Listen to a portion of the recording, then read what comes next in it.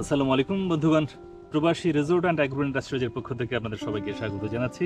আগে বেশ কয়েকবার বলেছি যে তেলাপিয়া মাছেরা গর্ত করে বাসা করে।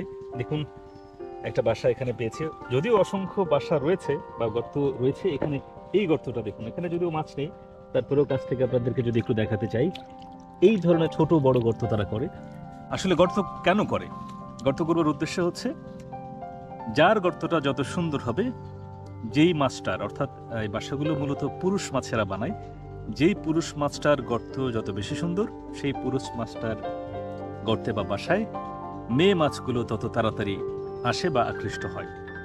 আপনারা শুনে থাকবেন, একটা পাখি আছে, প্রেমিক পাখি বাওয়ার বলে পরিচিত। সে বাওয়ার পাখিরা যেটা করে, সুন্দর করে বাসা সাজায়।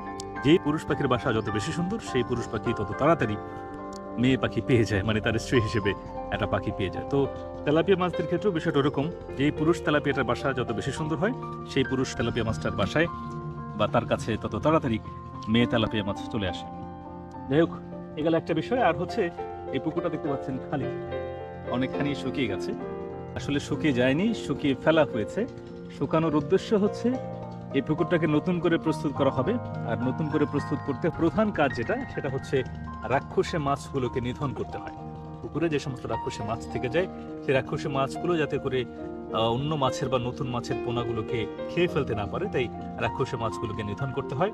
পুকুর শুকিয়ে মাছগুলোকে ধরে তারপরে নতুন করে পুকুর তৈরি করে নতুন ব্যাচের মাছ পুকুরে ফেলা হয়। ধন্যবাদ, এতক্ষণ কষ্ট করে ধৈর্য ধরে ভিডিওটা দেখছেন, কৃতজ্ঞতা জানাচ্ছি। আসসালামু আলাইকুম, আল্লাহ হাফেজ।